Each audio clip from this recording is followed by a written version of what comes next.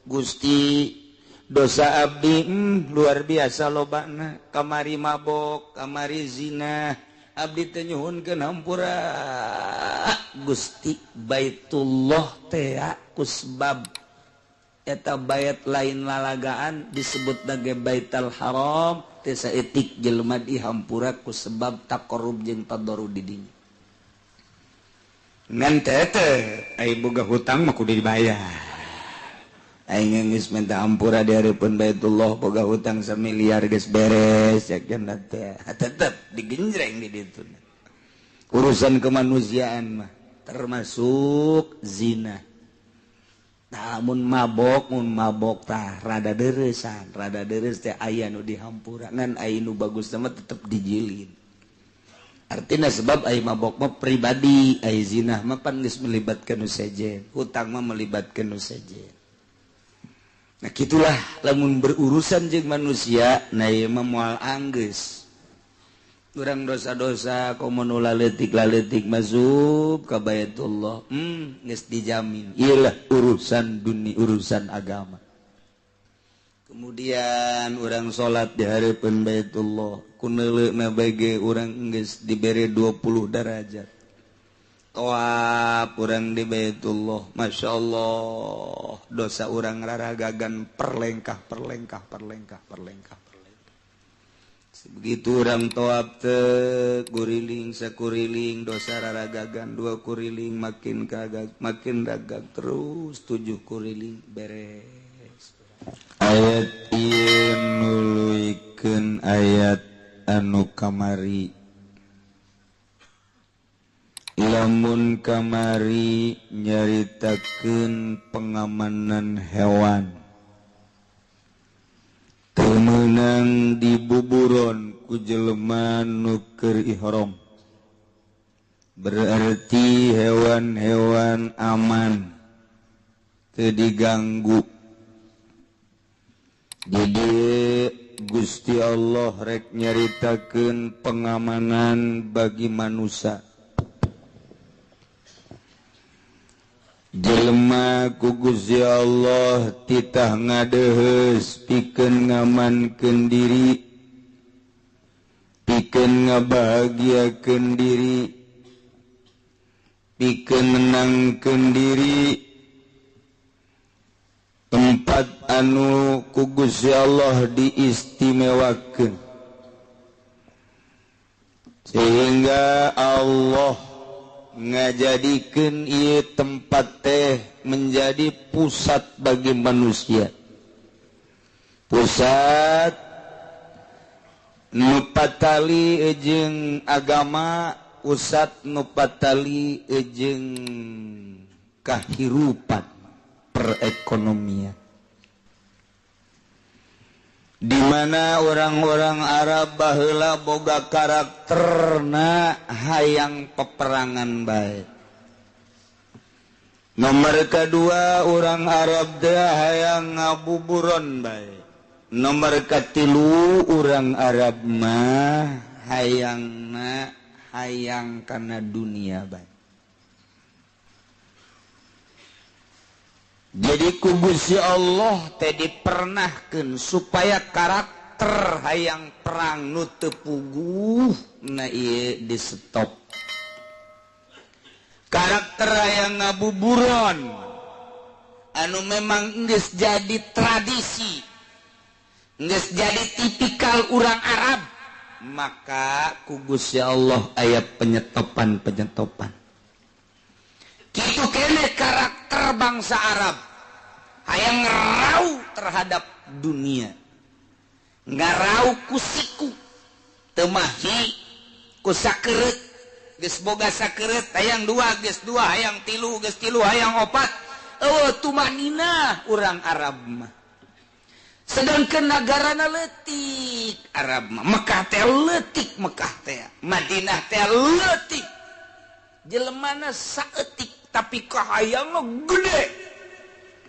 Untuk menutupi karakter tersebut supaya manusia datang di berbagai penjuru dunia, supaya dijadikan contoh, supaya dijadikan tolak ukur Allah nyen hiji tempat nu bakal daratang tadinya kabehan ti unggal nagara. Naon bentukna? Iyalah Ka'bah.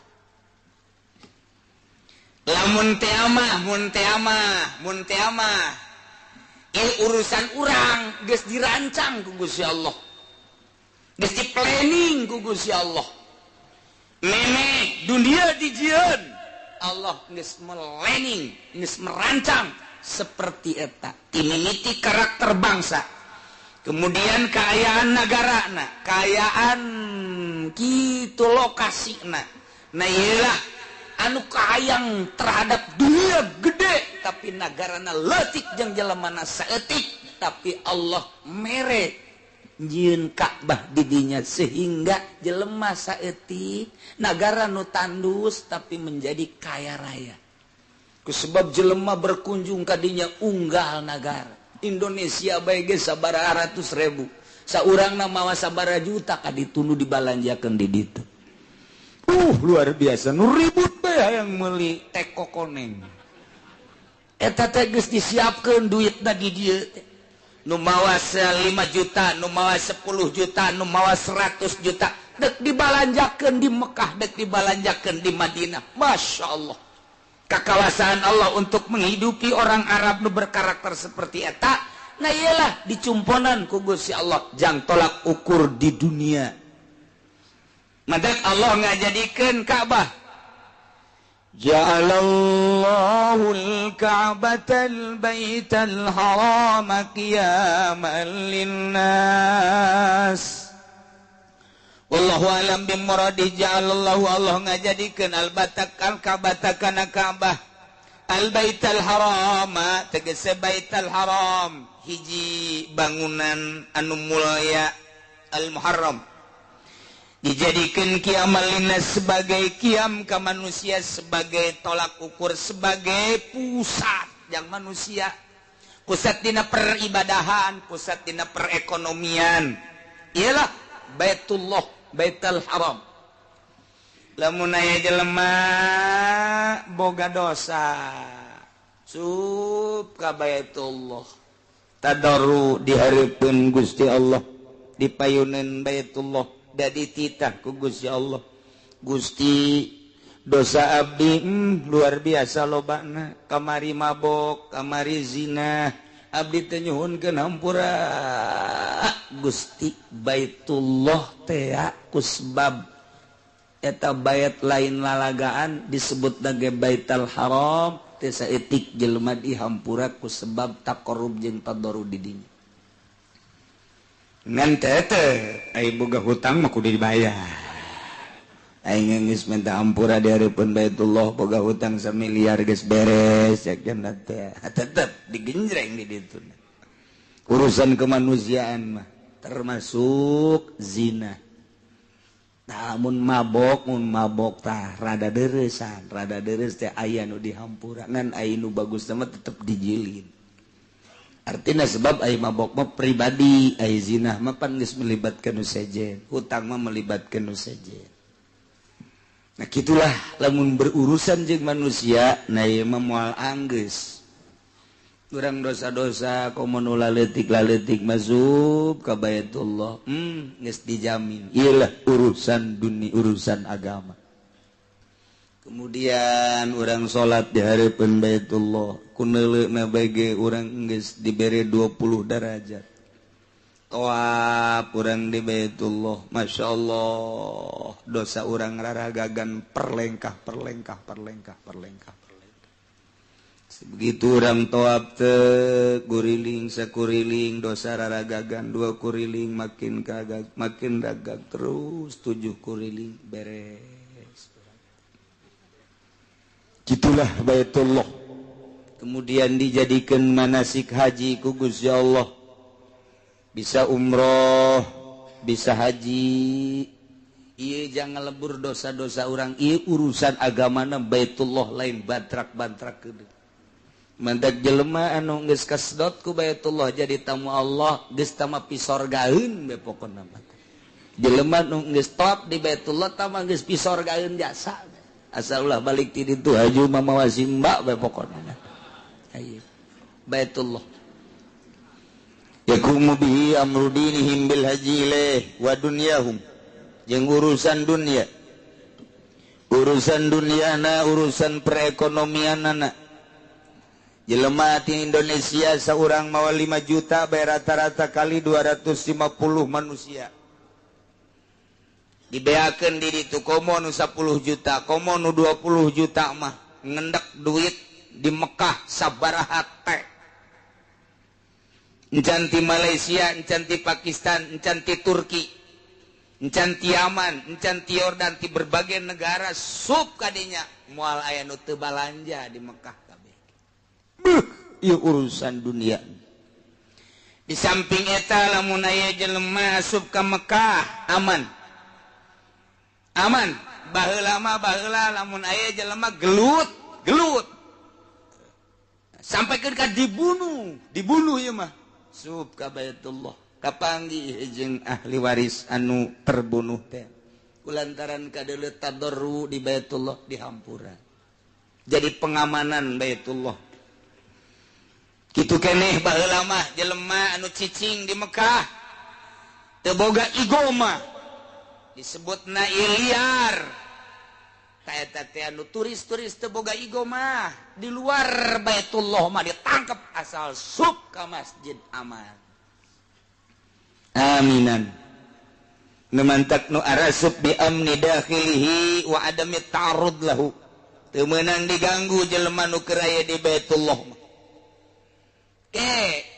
di mana-mana jelema geus ditarangkepan di masjid berarti geus pohara jasa ieu kagorengan bangsa sebab geus teu menghormati Baitullah kuduna mah dihormati Baitullah jelema teu boga igo masuk ka masjid sebab ka masjid teh nya nandek tabarruk ka Gusti Allah mun tayang ka Gusti Allah mun di masjid ditangkep deuk ka mana mentap pamuntayanganana ta eta kuari mah geus ditangkepan di masjid ge asal teu make gelang we askar geus neleukeun we nah iya makanan gua ceknya na ieu ai baheula mah henteu di masjid ditangkepna henteu ke geus kaluar ti Baitullah menghargai Baitullah ditangkepna di luar kuari mah di jero masjid kene ditangkep berarti bok-brok jasa bangsa Arab lagi geus bok-brok jasa deuk ka mana menta muntayang atuh puguh batur teh aing kajeni memboga salah ka masjid kuduna mah ulah ditangkep cak askar sadaekna sia di masjid ayo sia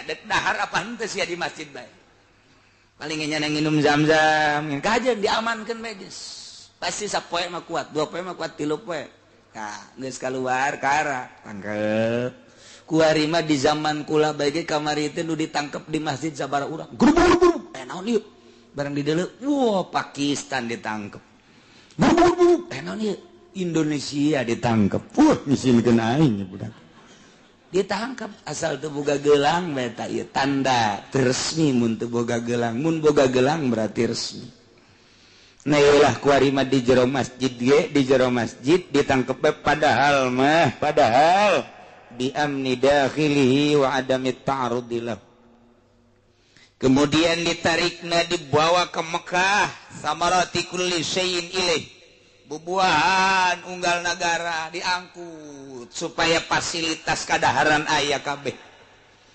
baheula mah urang di Mekah teh ngan sakadar korma bae paling ge cau paling ge jeruk kuari mah kadangdeur aya jelema nu beuki dangdeur aja ka Mekah ulah cangcaya dangdeur aya hui butun aya aya jengkol aya botoy aya ditarik bubuahan unggal negara jang supaya merenah kabeuki-kabeukina sebab letah orang Indonesia mah dibere roti teh utah tak kurang letah Indonesia mah tapi lamun dibere coa jengkol wah mantep jasa urang arek geus gideg bae mah kadaharan orang dihakar ku sia cenah ieu tak eta jadi beda-beda kan sumut teh urang lamun neuleuh urang hideung masyaallah garila daharna gantu lantarannya nama dicampur sanguna ge sangu lain beas urang beas di ditu bae nu bualal daerah sakitu rasa campur jeung cuka Aju di saosan dahar tengah jalan urang neulekeun nyana masyaallah eta geus kos kitu bae kadaharan ari urang Pakistan jeung urang India mah lain empleng gede di suhun sugan teh mah naon hareng jang dahar dicoel kunyana daharna geus jeung aya parantina nyoba-nyoba urang dicoel utah. Iya bangsa-bangsa teh beda-beda tuh. Orang Amerika, orang Barat, ya roti daharna teh. Masya Allah, mantak besi ndek ulin ka ditu. Di dia beukikeun heula ka roti. Di ditu sangu kula ge hese neangan sangu di ditu. Di mana? Di ditu. Tah eta. Sa daerah, sa negara. Nah, kuari ditarik, dibawa ke Mekah. Bubuhan geus puguh nu aya di ditu nu aya unggal nagara ge aya mun urang ka ditu ka pasar bubuhan buah anu urang teu nyaho ge loba di ditu sebab ditarik ieulah kiamal linnas peribadahanana silahkan menghadap Baitullah perekonomianana silahkan menghadap Baitullah bahkan aya jelema ngahaja bae dek dagang ka Mekah lain dek ibadah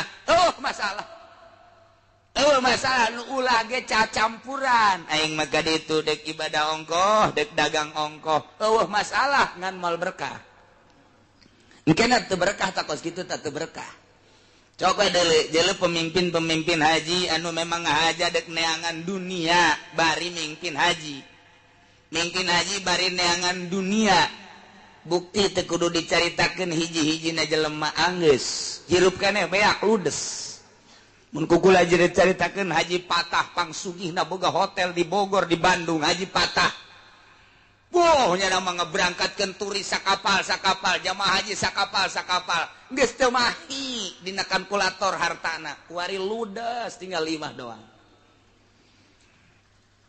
kemudian nu awewe teh nu awewe lah geus luar biasa terus nu urang nyaho bae di urang geus sugi di demo ku jamaah haji lantaran henteu ngaberangkatkeun sakali atau 2 kali imahna beak korsina beak tanda teu berkah kan berarti aya nu kakara ngaberangkatkeun sakali doang haju di demo bae lain teu berkah deui tah matung geus apa beak ludes ka cangcut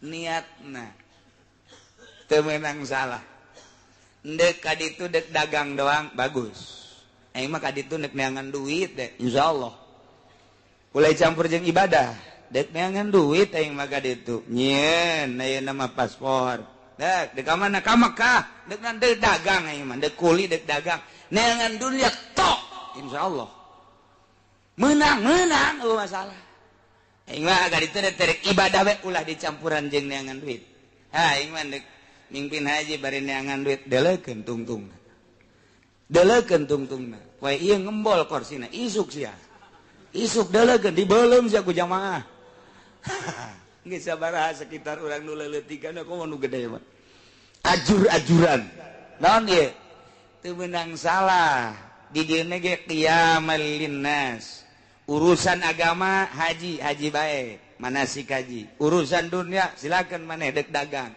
di dieu dek dagang kaditu asal bisa bae mantak lamun nyelipkeun perdagangan melalui haji na eta teh aya bae kendala kamari ieu aya anu nyelipkeun rokok sabaraha bantal eta rokok beunang pan ratusan juta rugina di bandara di ditu King Abdul Aziz lantaran ieu mah atuh ditanya jang rokok mah nya jang rokok loba jasa berarti jang dagang ieu mah sita aya deui nu mawa tusuk sate bloon teh jelema tas piru ku tusuk sate begitu dibuka naon ieu cak Arab begitu ditanya dibuka tusuk sate isi jang naon ieu jang sate cak berarti dagang eta kos kitu bae ge hiceun ku urang Arab paling anu aman dititip-titipkeun urang boga jamaah 100 titipkeun di dieu kitu sapak jadi 100 pak mun rokok teh mah atawa di dia 10.000 di itu terus mendek jualan tusuk sate teh pan di ditu mah utang kalawi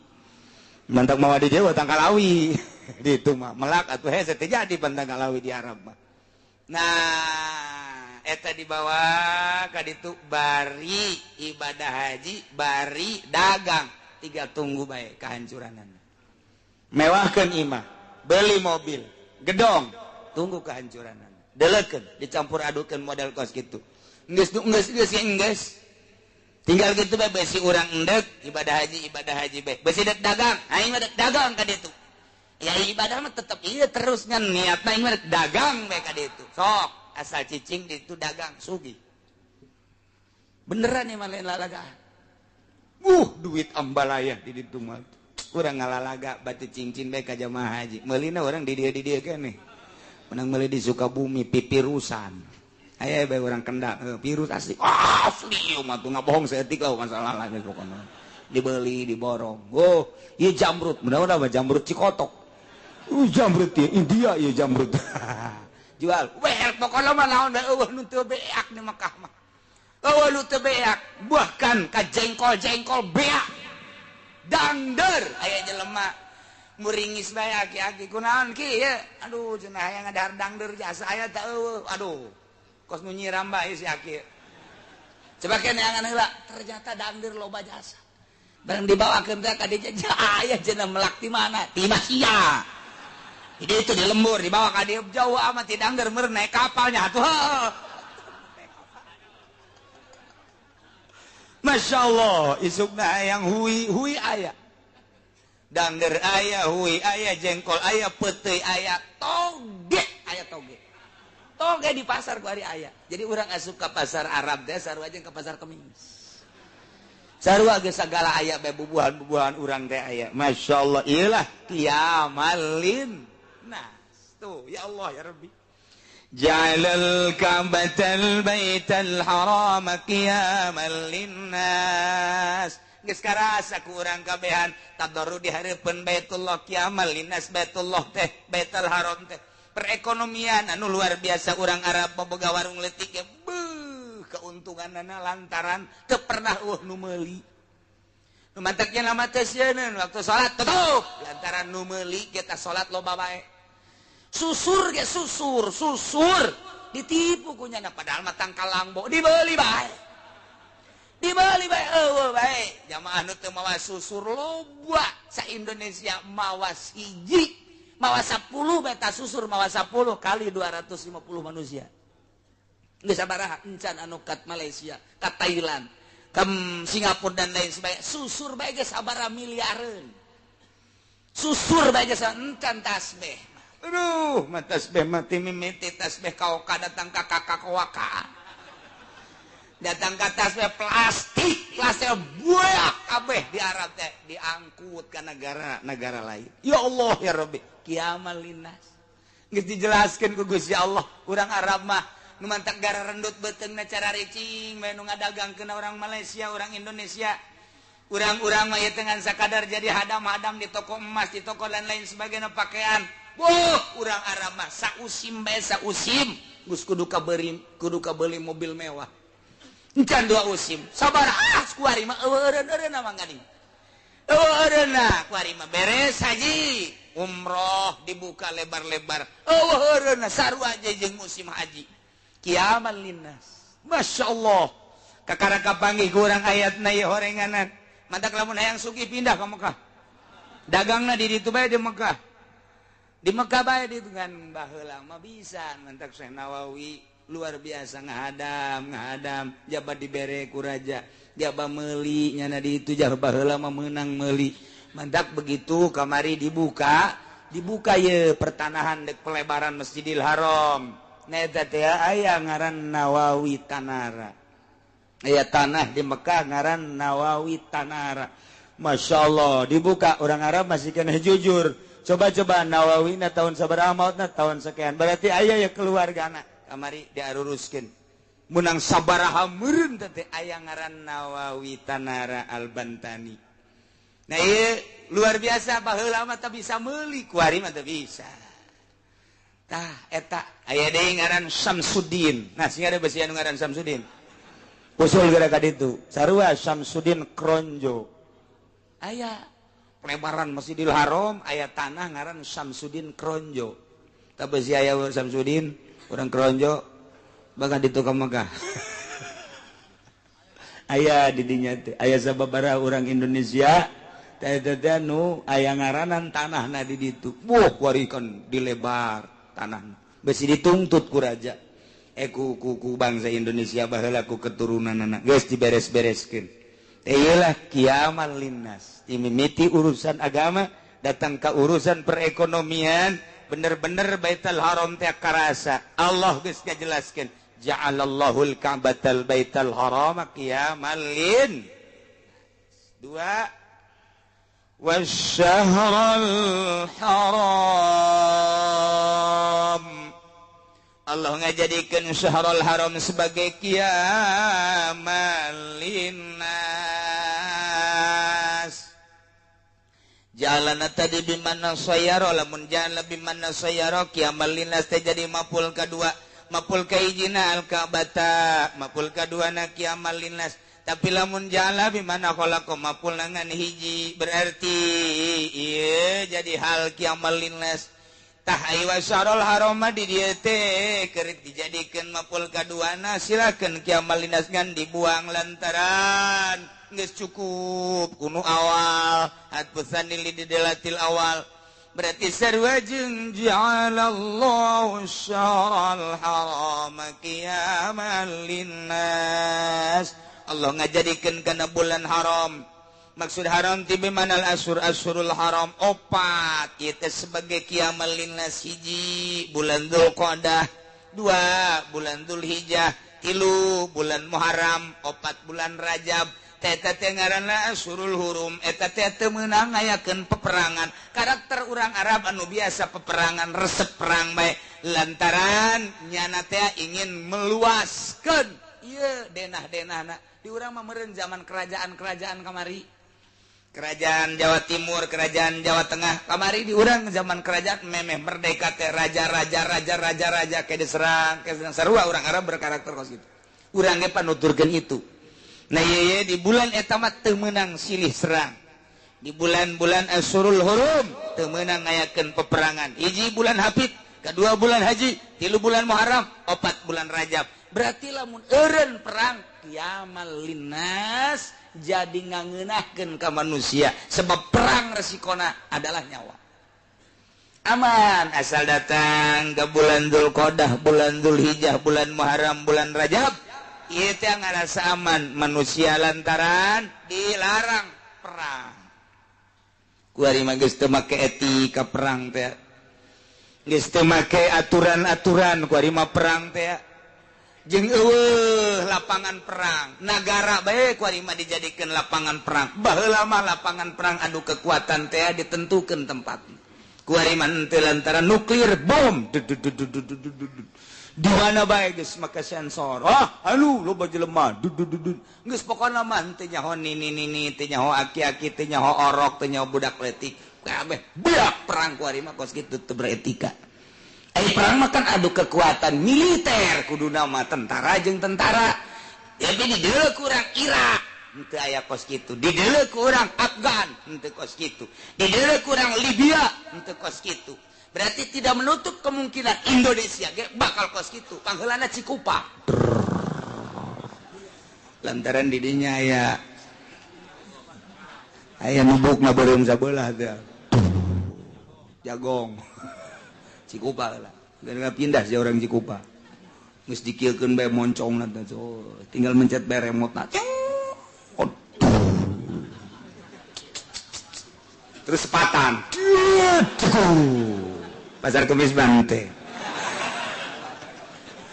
kaliwat ku jan kepetelan doang ya Allah ya Rabbi lain lalagan perang ayeuna mah jelemana di dari itu bae di Amerika make remote Iran geus siap nyieun nuklir nyieun rudal anu geus didatangkeun ka Amerika uji coba geus ka laut Amerika sabaraha jarak tempuhna sabaraha jauhna dicoba ku ari nuklirnya na ternyata bisa ke Amerika bahkan leuwih nu mantak sugan ieu urang Iran teu siap perang sedangkan baheula geus Amerika lawan Iran eleh kapan Amerika mada kuari geus mulai deui Amerika cak Iran teh siap wae ge luncur-luncurkeun ujianan tapi kan Amerika teh teh boga kos kitu tanya nama perang teh teu puguh bom kapal di luhur geus teu nyaho tentara teu nyaho sipil pilot kabeh eta doang teh teu make etika kos kitu tah nu mantak baheula Irak nya bunker teh sugan teh mah jang rakyatna ka jero ketika diserang ku Amerika rakyat asup ke bunker ternyata bunker nama memang aya ngan jan digunakeun wallahu alam jang ira sebab anu nyieun bunker teh kapan orang Perancis pintu ke satu nunyiin orang Perancis, pintu kedua nunyiin orang Inggris, pintu ketiga insinyurna maksudna orang Amerika sorangan, pintu keempat orang Jepang. Geus jelas eta mah lantaran pembuat ngaku nu paling dahsyat adalah orang Perancis tapi teu digunakeun ku Saddam Hussein. Wallahu alam perjanjianna Irak pasti engke tah jang kupah. Berarti Saddam Hussein teh lain leutik-leutik jelema. Berarti Saddam Hussein geus jauh riwayat hadis ieu bakal diserang dahsyat gede-gedean sebelum kitu abad ke-15 bakal diserang deui kupah nu mantak eta teh di kupah teh liangna ternyata bunkerna mah ke Basrah bunkerna ke geus hese nyaritakeunana lantaran orang Perancis nu nyieunna selesai tembak orang Inggris insinyurna nu nyieun selesai tembak orang Amerika nu nyieunna selesai tembak nu matak geus kehilangan ku ari teh geus aya mah bunker mah aya we ngan kan pernah nyaritakeun beres ditembak jadi dokumentasi dikaburkeun pun kieu nyaho milu aing masyaallah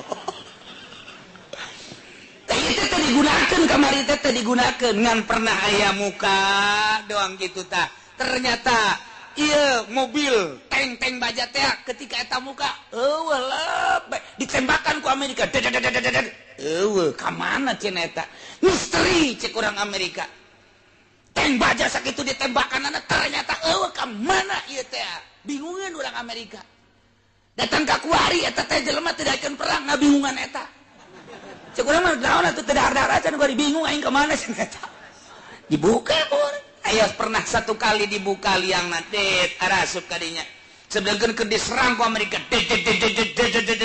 arasup kadinya sekian ratus tank baja lenjap selesai pajar menang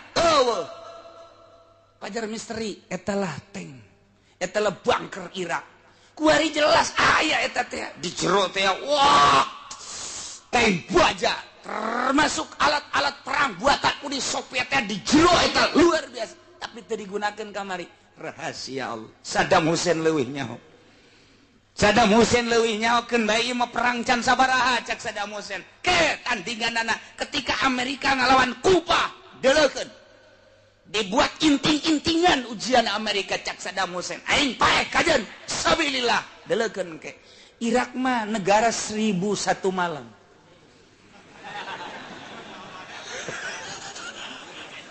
lantaran Abu Nawas aya di Irak lain lalawara tuh atuh hiji bae atuh Saddam Hussein nin naonan atuh tangkal korma dijieun seperti rudal sekat diberangkatkeun datang ka Riyadh sieun kabeh remote dikiekeun teu harurung cek Amerika kon teu net-netan remote urang ieu naon ieu beusinga jegur bang pabeh lalaunan make antina aku mah astronot biayana sabaraha triliun teh anti astronot itu anti rudal geus deukeut ge teu daekeun sasada remotna di dalam atuh horengan tangkal korma sabaraha triliun da ieu lah 1001 malam Abu Nawas hudang harita tah wallahu alam Saddam Hussein lagi teu kanyahoan mah nya beunangna teh keur mandi nya teh di wahangan leutik di begitu di kuduna mapan eta teh di setrum ngaku tapi henteu datang ka maut wallahu ada misteri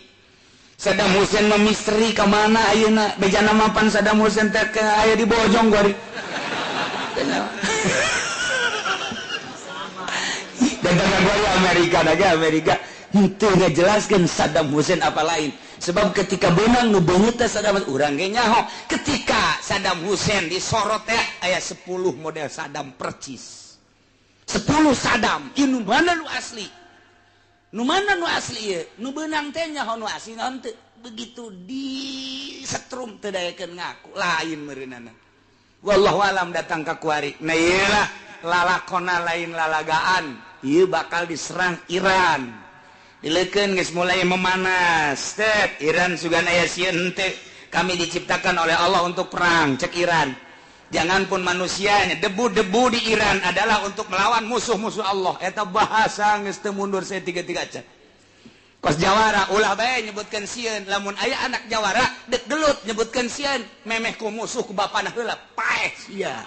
Anak Jawara sia nyebut sieun, goblok sia. Teu meunang anak Jawara nyebut sieun, teu meunang. Gelut heula sia. Geus dididik ku aing. Lamun sekarang rentet bae, geus ulah tarung, dibebaskeun sia ku aing. Anak Jawara teh kos kitu. Nailah Syahrul haram qiyamal linnas Namarga tiluna wal hadiah wal qalaidal qiyamal linnas hadiah-hadiah baheula teh lamun endek ngayakeun taqarrub jeung tadarru urang Arab ieu ontana teh dimerekan sebagai hadiah. Geus dikencarkeun ge ieu teu diganggu lantaran karesepna urang ditu memburu. Kulantaran geus aya tanda bahwa ieu teh onta hadiah, maka diamankeun wal qalaid jeung hewan-hewan anu di kongkorongan. Lantaran ketika geus di kongkorongan berarti ieu teh edek dipake taqarrub di Baitullah, hadiyu jeung qalaid baik kuari ngajadikeun dam maupun memang semata-mata jang taqarrub dumados ka Gusti Allah. Ieu merupakan qiyamal linnas, pusat perhatian, pusat perekonomian, pusat kahirupan, pusat segala rupa. Ialah opak hiji Baitullah eta Baitul Haram sebagai qiyamal linnas, urusan dunia jeung urusan akhirat. 2 Syahrul Haram ieu termasuk qiyamal linnas. 3 hadiyu termasuk qiyamal linnas. Nomor 4 qalaid ieu adalah qiyamal linnas. Dzalika lita'lamu annallaha ya'lamu ma fis samawati wa ma fil ardh. Dzalika tah Allah ngajadikeun model kos kitu 4 rupa teh terhadap Baitullah. Litalamu supaya anjeun nyaraho bahwa anallaha ya'lamu sanyana Gusti Allah maha uninga ma fis samawati wa ma fil ardh, naon aya di langit jeung naon aya di bumi. Santos lantaran eta dijadikeun aku Gusti Allah teh ngajadikeun kamangpaatan jeung nolak kamadaratan anak ketika urang taqarrub dibawa ka langit. Amal toab urang teh muter di Baitullah. Jelmana muter tapi amalna naik ka langit. Coba ge urang lamun muterkeun benda dina tong bakal naik. Nu mantak aya motor. Di mana kana? Tuh, sia sok noleh kan. Eta teh blon teh sia tah. Motor tadi tongeng, muter sorangan kaluhur. Eta teh kaluhur tidak disadari, mun muter kitu pasti kaluhur bae. Neng, muter kaluhur, nyana ge geus boga rarasaan, asal geus datang kaluhur, eureun. Gasna teh turun deui, ka handap deui, digas deui muter, ngeng, muter. Manusia muter di Baitullah, jelema nama tetep tapi amalna naik kaluhur. Masya Allah, amal naik kaluhur, terus ka langit, ma fis samawati wa ma fil ardh. Jelemana dihandap tapi naik kaluhur langit, dipapag ku urang langit ya. Malaikat geus disiapkeun ku Gusti Allah malaikat. Toab saha ieu? Toab si Teddy. Urang mana ieu? Urang Cikupa. Kok jore amat toabna? Malaikat. Jore jasa cenah ieu mah toab teh. Malum nyanana di kurang ngaji manasik. Ya geus atuh cenah mah aya bae kos kieu. Ieu saya, toab saya mah toab nama soleh. Urang mana ieu? Urang teureub, ieu mah rada bagus cenah ieu. Tah rada bagus, cenah rada doang. Rada encan aya bagus jasa mah. Ieu teh ieu mah toab saya. Ieu mah toabna ieu mah Mang Muhammad. Urang mana? Urang Cilongok. Bagus amat. Malaikat geus disiapkeun itu. Ia Allah ya Rabbi li ta'lamu annallaha ya'lamu ma fis samawati wa ma fil ard. Nu aya di bumi kanyahoan ku Gusti Allah, Baitul Haramna diciptakeun ku Gusti Allah, Allah Maha Uninga. Ku Gusti Allah diciptakeun Asyurul Hurum sebagai bulan-bulan mulia, Allah Maha Uninga. Allah nyiptakeun haju binatang-binatang jang takarrub ka Gusti Allah. Lantaran aya kamangpaatan kolaid anu dikongkorongan dipencit ge sabaraha ribu hewan, sabaraha juta hewan. Urang Mekah bisa ngadahar dagingna. Nu fakir nu miskin teh geus ngadahar daging luar biasa teu eureun-eureun. Tambah deui engke tambah deui. Madak jadi masalah lantaran loba teuing pernah dikirim di zaman Pahad, permintaan Amerika dikirim ke Amerika, dijieunkeun kornet ditentang ku ulama-ulama sadunya. Raja Pahad dipanggil, dimitingkeun deui, kemudian tidak boleh sebab ieu mah saaya-ayana di Mekah bae, deuk dikumahakeun ge ku urang Mekah bae, teu meunang dikirim ke Amerika, dibuat kornet. Hanya satu kali kesalahan Raja Pahad saat eta. Matak salah minta hampura Raja Pahad ge, balikeun deui ku ari mah teu dikirim ke Amerika, teu dikirim ke Belanda, khusus jang urang Mekah bae sabaraha juta hewan. Ialah kemanfaatan anu luar biasa. Li ta'lamu annallaha ya'lamu ma fis samawati wa ma fil ard. Urusan agamana deus melalui Baitullah. Allah Maha Uninga urang manusia kumaha ngagaweanana diterima ku urang langit. Allah Maha Uninga. Duit da sia menang ti mana Allah Maha Uninga lantaran Allah teh anu dunia leutik yakbudullahu leutik. Jelema ka Mekah lelempangan ngajual sawah bener henteu ngajualna didelekeun ku Gusti Allah. Jelema yang ke Mekah jasa rebut kakana ka Madinah didelekeun ku Gusti Allah hidna naonan sia menghadap ka ieu rebut segala rupa. Jelema nu ka Mekah baik kemudian rebut nyana teu korupsi dan naonan sia menghadap ka ieu maka jeung maling segala rupa. Didelekeun ku Gusti Allah teh ya'lamu ma fis samawati wa ma fil ardh.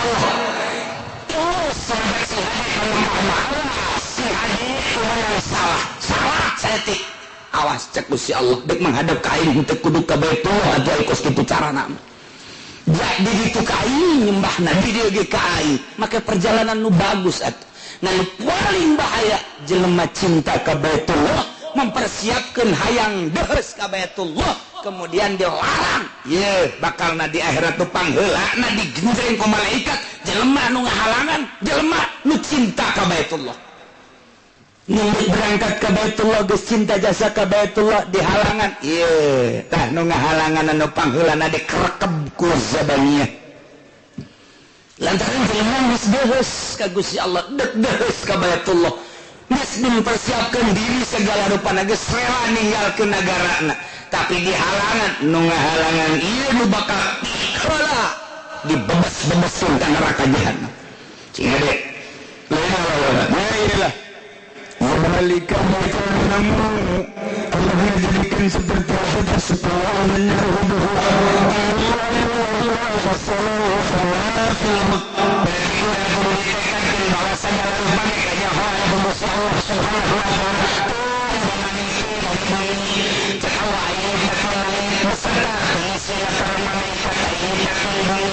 para pengesina manusia-manusia itu kanyawan gua aing masih kurang umumnya hanya Allah.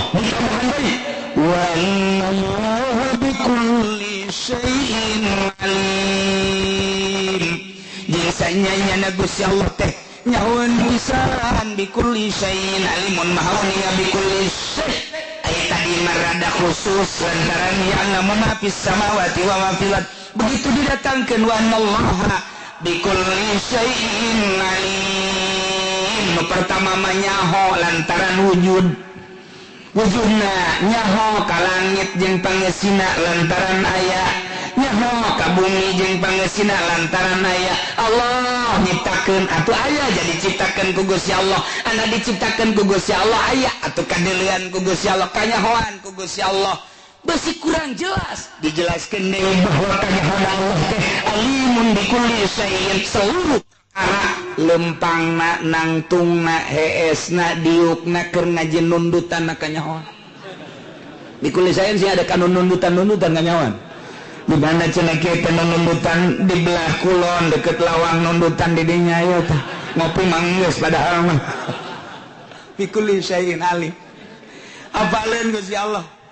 Nangtungna ka diukna nyahueun ngedengna dieu nyahueun dedengeanna nyahueun rencana-rencanana nyahueun hirupna maisahna perekonomianna perpolitikanana pergaulanana kemudian tingkah lakuna pagawean jeung sajabana ieu maka ieu wa anallaha bikulli syai adat sur kulli syai isim nakirah kulli jeung nakirah luar biasa umumna lu teu kanyahoan mandak waliullah mah geus cukup sakieu ge aing mah kanyahoan keur di mana bae geus sugan minta tolong ka manusia teu jangan geus kanyahoan aing teu kaasupkeun kana kulli syai Allah teh ma'alim ka aing teh geus hiji bae hiji ayat asal nyulusup ke jero hate dibandingkeun jeung sakabeh ayat talar tapi nyana korupsi terus bae maning hiji ayat tapi nyulusup ke jero dada ke jero jantung sehingga boga rasa asa didelekeun ku Allah asa didengekeun ku Allah asa beberengan ku Allah asa dikanyahokeun ku Allah cukup hiji ayat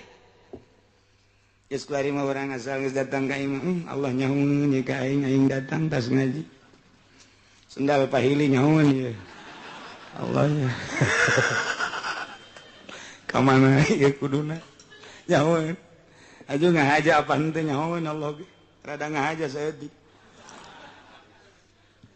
kadedelegeun bae sendal kulit aing moal sendal jepit lah teu kanyahoan ieu Allah mah horeng nyahoeun rencana ti awal aya rangda urang Cikupat teh ka mana eta nu bahenol teh ngaji mengaji teh perencanaan yang neuleuh teh susuna doang gede teh budak kanyahoan ku Gusti Allah bikulli syai'in alim sing hade jasa sing hade aduh masyaallah nu mentak mulus jeung teu mulusna murni jeung teu murnina ikhlas jeung teu ikhlasna kanyahoan ku Gusti Allah ku ieu ayat wa annallaha bikulli syai'in alim isin ka Allah mun urang ngaji teu ikhlas isin ka Allah mun salat teu ikhlas isin ka Allah mun haji teu ikhlas isin ka Allah mun sedekah teu ikhlas lantaran kadeleungna secara zahir mah kos kieu bae tapi jero hate kadeleung ku Gusti Allah innallaha la yanzuru ila suwarikum walakin yanzuru ila qulubikum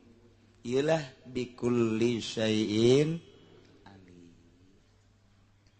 lempengkeun mulai di kuari hate urang duh aing kanyahoan bae ku Gusti Allah Gusti ya Gusti Maha Uninga tuh abdi teh jasa kieu mah ieu dagang keur lancar Gusti Maha Uninga ti Gusti pan ngan abdi teh hayang boga dua we Gusti teh Gusti Maha Uninga supaya nu kolot rada tentrem we Gusti jauh sak Allah tolol sia segala yang kos gitu segala naon tuh nyahoeun Allah teh kaker tega teh hate urang nu hayang kawin nu hayang nyandung macam-macam nyahoeun iyalah wa anallaha bikulli syai'in alim lantaran baina ja'alahu dzalik lijalbil masalih lakum Allah ngajadikeun seperti tadi pikeun nari kamaslahatan keur aranjeun gaweh wada fil madar ankum jeung nolak kamadaratan lantaran iyalah kaidah Islam teh jalbul masalih wa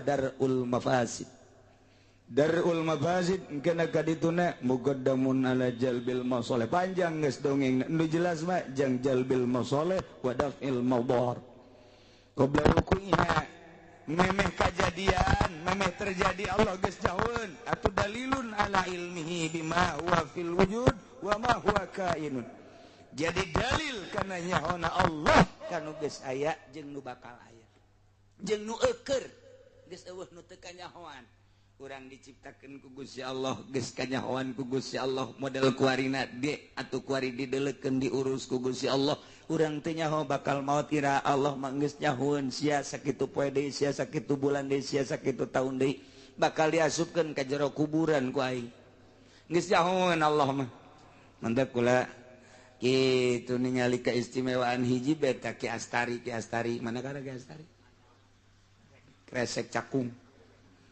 jelema datang tiluan ke manehna assalamualaikum obatan waalaikumsalam benerna orang-orang jauh eta jelema teh naik parahu berarti orang itu tuh orang untung Jawa atau orang non ngaranna pulau pokoknya naik parahu baik ka ditu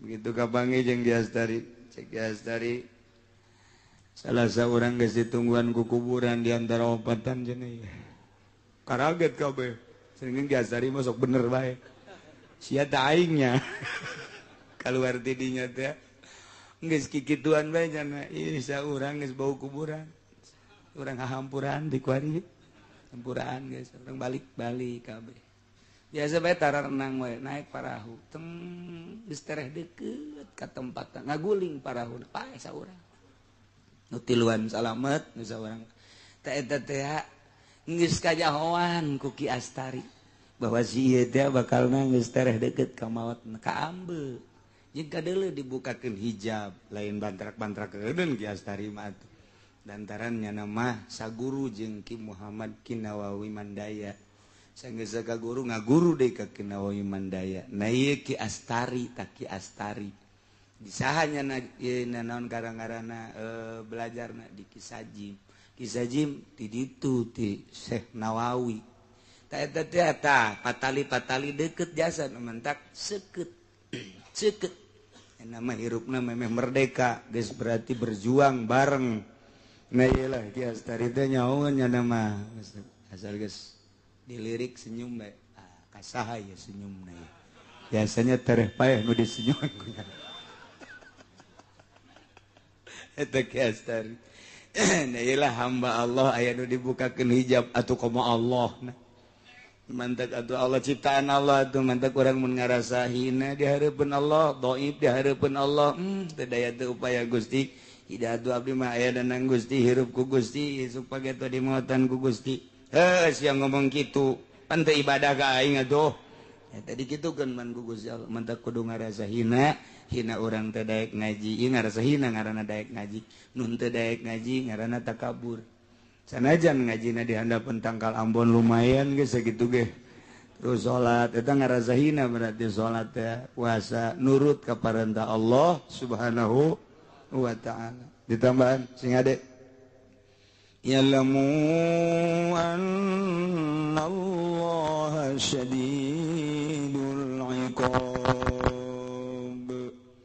nyaraha maraneh kabesanya na Gusti Allah teh sangat pisan pohara pisan nyiksana ka musuhna anu ngamusuhan ka Gusti Allah nu teu nurut ka Gusti Allah mimiti teu percaya bahwa Allah pangeran atawa percaya namangan haju nakal daek mabok daek korupsi daek zina kabelah dieuna atuh teu daek salat teu daek puasa na iyalah sing hade Allah teh syadidul iqab wa annallaha ghafurur rahim kanyahokeun ku anjeun bahwasanya na Gusti Allah teh Maha Hampura li auliyaihi ka para kakasihna rahim muntur maha welas ka para kakasihna kakasih Allah teh jelema nu nurut jasa secara syariat nurut jasa melalui tarekat nyana teh niti kana hakikat geus jadi kakasih Gusti Allah zahiran wa batinan Allah Maha Hampura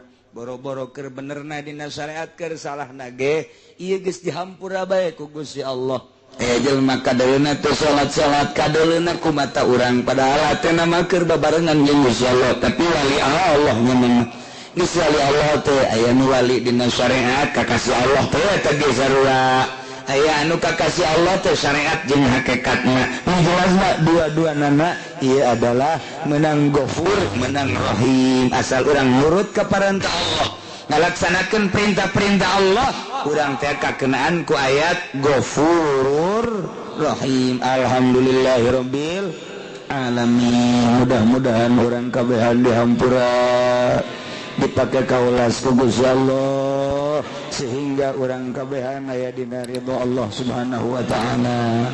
Aya nu mantak Gusti Allah nitah puasa emang kumaha kitu eta? Nu mantak Gusti Allah nitah puasa lantaran ieu manusia titah deukeut ka Gusti sebab cak Gusti Allah aing nyieun sia supaya dedeketan jeung aing ke di akhirat mun sia deket jeung aing ku aing dibere tempat nu indah, dibere tempat anu mulia, dibere tempat sebagai penghargaan deket da anjeun ka kaula sorga, di mana anjeun jauh ka kaula ku kaula bakal dibere tempat di neraka sakitu jangan. Nu mantap Kangjeng Nabi tugasna basyirau wa nadhira. Hiji ngabubungah sorga, dua nadhirun nyingsenan neraka. Sakitu bae. Geus tugas kiai geus sebagai warasatul anbiya sakitu bae. Tuturkeun Kangjeng Nabi lamun Kangjeng Nabi dibere tugas basyirau wa nadhira atuh kiai nage kuari sebagai warasatul anbiya kudu basyirau wa nadhira. Dudukeun di jalan surga ieu. Di jalan neraka ieu Golkar ieu. Udah itu dulu. Ulah sembarangan. Babagi tugas kiai tugasna corong Al-Qur'an. Pemerintah tugasna corong Amerika. Sakitu bae geus teu bisa diganggu gugat sama di Indonesia mah asal lu jadi pamarentah nyana kepanjangan beung Amerika, kepanjangan sungut bule. Kiai mun mimilu kadinya sarua min jumlati Amerik. Sarua bae hese-hese tah. Jadi ngaji mantek mah kos kitu teh kudu dicaritakeun kulun pa badun kulun pa lesa badun kulun pa lesa. Teu kudu buktikeun bae kos kitu. Ulah nyaritakeun mantek-mantek bari nyana henteu bermantek. Palu kuduna teh mah. Teu nyimpul geus. Corong Quran kiai mah. Corong hadis, corong ulama eta kiai. Ulah jadi corong Amerika, mun geus jadi corong Amerika boga mobil di dunia nama, di akhirat dikerekep sia ku malaikat. Ji ulah sambarangan huhahe naik Avanza sia. Deulekeun ka dituna emang kumaha sakumaha sih ngeunahna Avanza. Di akhirat dibeulem naonan gara-gara jadi corong Golkar si Amerika deui bah.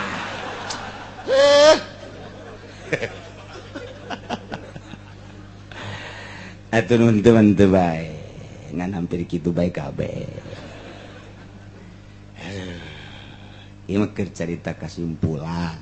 Dihenteu teh gatuh kitu bae. Dihenteu teh ge kula mangan sakadar ngabejakeun doang pedah Kangjeng Nabi basyirau wa syahida wa mubasysyira wa nadhir. Kumaha kitu? Kieu lazatud dunya arbaatun kalazatan dunya aya opat sakadar opat kanikmatan dunia. Hiji at'am dahar, dua wasyarab nginum, tilu wal jima'u jima sek. Nomor kaopat naon? Molor. Sakitu gua perhatikeun coba ge. Ieu teh meunang ti Kangjeng Nabi dikemas ku ulama. Oh, ngan sakitu kalazatan dunia. Montak ibu lulusan ngajelaskeun ge. Nikmatud dunya salasah ngan nya nama. Kadituna aya idkhulu zakar. Bisa we teh ibu lulusan. Nikmatud dunya salasan fardhu taban naumun wa qublatun wa idkhulu zakar. Nikmat dunya ngan tilu tengetkeun ku sararia cak Ibnu Ruslan. Hiji naumun molor, kadua qublatun nyium, katiluna mana nyium. Idkhulu zakar tah ngabebeskeun panakol tongprong Ci atuh kumaha ngomongna sia eta coba. Eta jak kitu ti dituna kitu tuh kitu bae. Aduh, cek urang Jawa apa iku? Ah sia. Boten ngertos ora iso orang Jawa. Ya wis, gue lulu dah.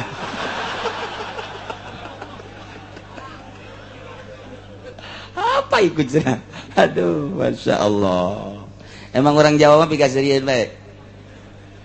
dikasirian bae ke cerita Gus Dur teh diundang ka Mekah ku raja di aya nu dibawa ulama kiai 10 bareng datang ka istana kerajaan di ditu di Arab aya aula di luhurna merekna aya mamnu dukhul nyana kieu bae astagfirullahalazim gideug bae di teh di hareupeun lawang sambarkeun ku Gus Dur ono apa sih Gus Dur iki segala opo iku iki mamnu duhul dilarang berduhul di sana berarti ini tempat duhul katanya waduh cek Gus Dur teh dasar teh nyakola orang NU teh nyakola ini mah dilarang masuk bayinya anak di Indonesia nyebut duhul teh ka pemajikan jadi itu barang kamar mamnu duhul emang ini tempat duhul kali ya tuh emang itu ngaraji kos gitu ta mamnu duhul padahal tempat kiki tua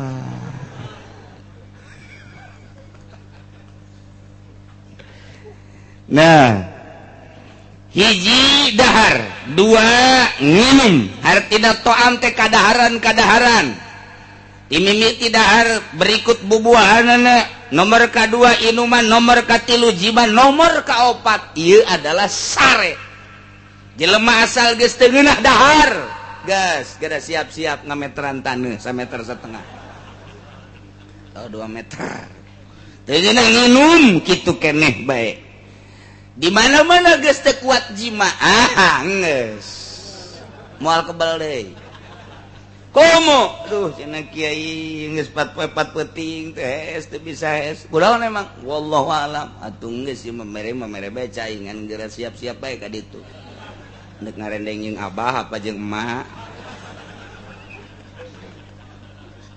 opat eta nah ternyata begitu diteliti fa innaha hijabun lil abdi anillah nu opat eta karena kalazatan dunia jadi hahalang terhadap manusia terhadap hamba terhadap jelema tidak deukeut ka Allah nu opat eta ngahalangan deukeut ka Allah jelema loba dahar jauh jeung Allah loba nginum jauh jeung Allah eta mah deukeutna jeung kebobule nomor katilu jima jauh jeung Allah nomor kaopat naom ieu pertama loba molor teh atuh jauh jeung Allah boro-boro jeung Allah atuh jeung dulurna ge jauh jeung atuh dulurna nanyakeun ka mana si eta hees aduh aing mah boro jeung Allah jeung dulurna jauh jeung babaturanna teh jauh ieu molor nah ieu lah hijabun lil abdi anillah numandat wa idza furiḍa as-shaumu syahran ala wa idzan furiḍa as-shaumu syahran ala Muhammadin wa ummati kulantaran eta nu opat teh jadi hahalang terhadap hamba ka Gusti Allah mardukeun puasa ka Kangjeng Nabi jeung umatna tina sataun sabulan supaya ngarasa deket jeung Gusti Allah subhanahu wa ta'ala urang di bulan Ramadan mah darekeut dasana ka Gusti insyaallah salaki bager ka pemajikan bager ka salaki eta Ramadan teh kos kitu tah ka anak bager ka tetangga bager anu boga mere nu teu boga menta bager ngaranna insyaallah istimewa jasa ya Allah hiji nomor kedua na hikmah tidak dipardukeun puasa 30 poe nu mantak ieu puasa 30 poe atawa sabulan kunaon emang kieu sasakalanna inna abana Adam alaihi salatu wassalam sanyana Kangjeng Nabi Adam bapa urang kabehan alaihi salatu wassalam lama akala begitu anjeunna ngadahar buah khuldi nu dilarang ku Gusti Allah langsung ku Gusti Allah ditegur bakia min jawfihi miqdara salasina yauman di jero beuteung nyesa 30 poe ya Adam hai Adam turun maneh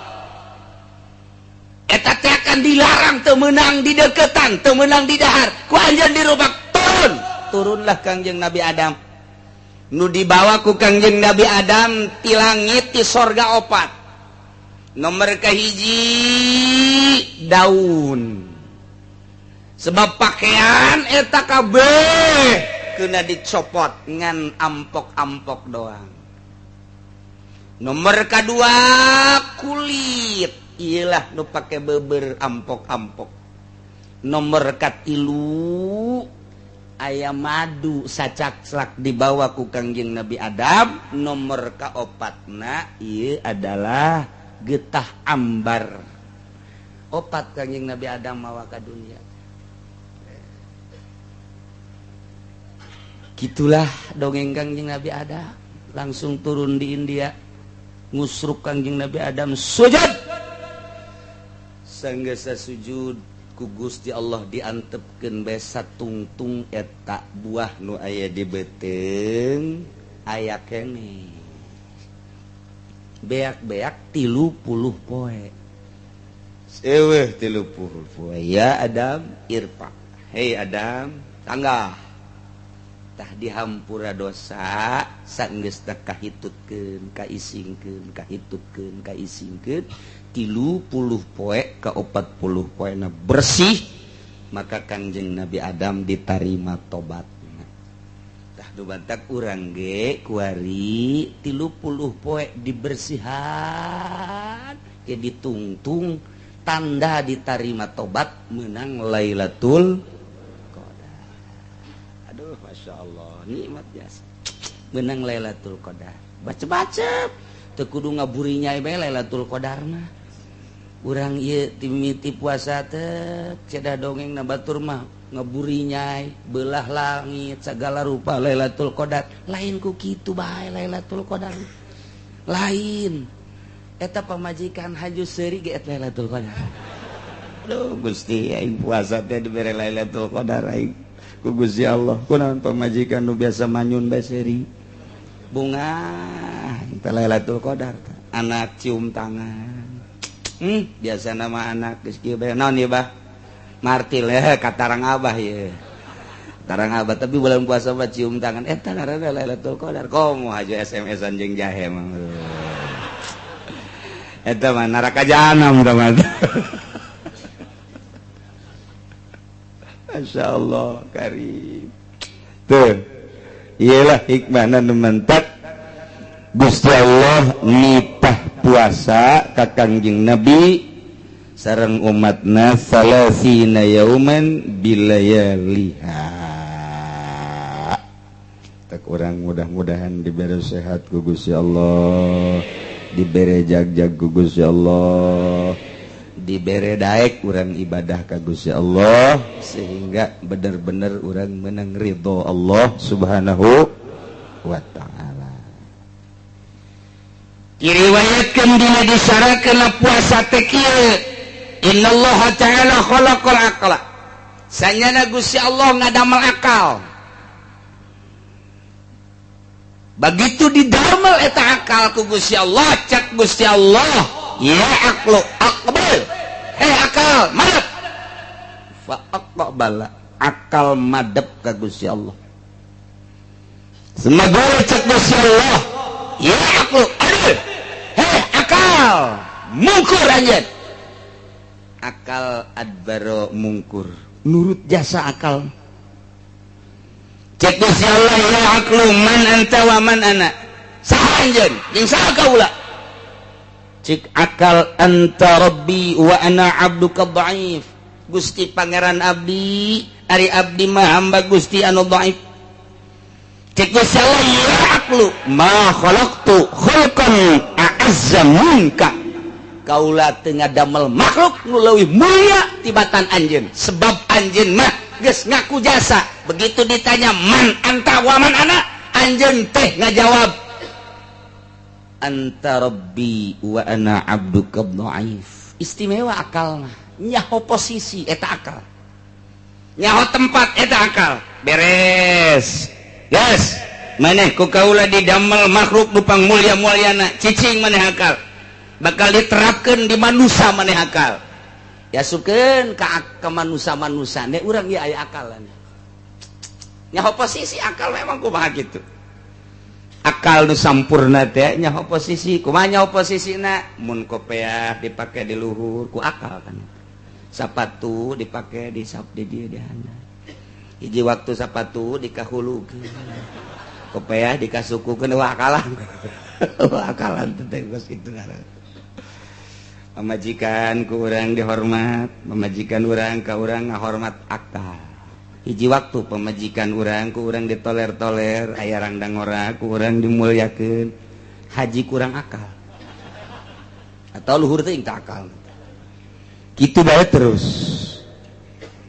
beres Gusti Allah ngadamel akal summa khalaqallahu nafsa Gusti Allah ngadamel nafsu ku ari Faqala laha cak Gusti Allah akbil nafsu mana panjen falam tujib begitu digerokeun sia nafsu tali akbil ka dieu maneh ka dieu menghadap tetep bae nafsu ngabuaget bae ngabuaget eta bahasa hebat ngabuaget geus pohara jasa tah ngabaget jadi gabaget mah atuh geus teu robah saeutik-eutik acan ih atuh cicing bae masyaallah sumagala laha tuluy ngomong deui Gusti Allah aya nafsu akbil tali ka dieu tetep bae falam tujib ngabuaget bandel teu daek madep ka Gusti Allah jeung teu daek nembalan-nembalan acan ieu lah nafsu ada satu mana di dinya bae tapi ditanya cek Gusti Allah sumagala laha man anta wa man ana nafsu saha anjeun saha kaula jawab faqalat ana wa anta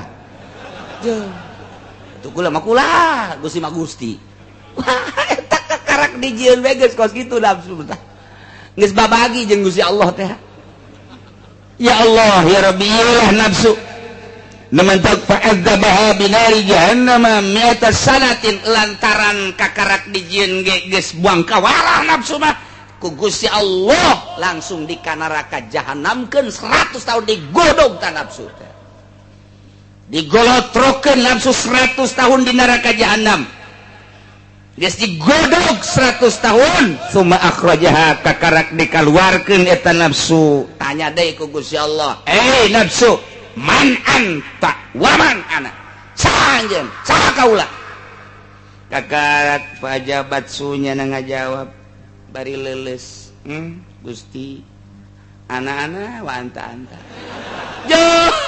geus digodog 100 tahun masih anak-anak wa anta kene bae ieu bangka warajasa nafsu mah masyaallah pohara jasa teu bisa digodog ku seuneu nah cek Gusti Allah coba dek dilunakeun ieu nafsu teh ye summa ja'alaha finaril jumi atas sana kuari make seuneu lapar nafsu digodog make seuneuna lain nari jahanam tapi make naril ju kena lapar ieu diulah itu diulah ieu diulah itu diulah ieu dipegung diantepkeun nafsu teh kena mandiri sorangan bae kakarak eta nafsu ngolemprah geus cicing bae tungkul bae ta nafsu tadina mah tanggah bae anak-anak wa anta-anta eta nafsu tanggah bae barang di laparan dibere dahar henteu dibere nginum henteu nafsu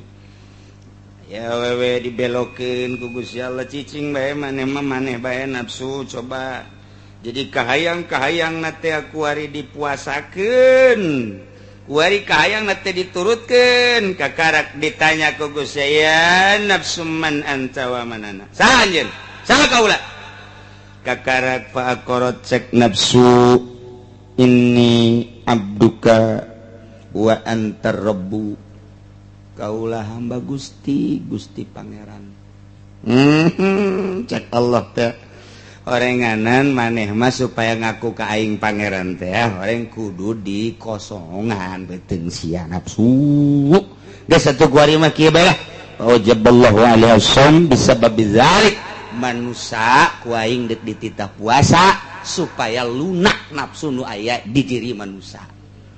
Tah kitulah nu mantak urang titah puasa teh aya nafsu. Guys di jero puasa ieu nafsu urang teh ulah dikepar bae. Ulah dikepar bae, lempang na bonteng suri geus ngalirik we. Aduh. Ya nafsu teh aya nafsu. Atuh nafsu teh rek hareup ka Gusti Allah. Di mana-mana buka nya bonteng suri, nya kopi, nya teh manis, nya susu, atuh begitu taraweh teh daek menghadap. Kereknya nantu taraweh nage. Milihannya nanu 11 di mana oi? Taraweh nu 11 di mana? Tuh di masjid itu. Yuk urang ka ditu lah di dieu mah 23 pape. Neangan nu 13, neangan nu 11. Barang datang ka ditu geus geus alhamdulillah. Nafsu gara-gara bonteng suri tah.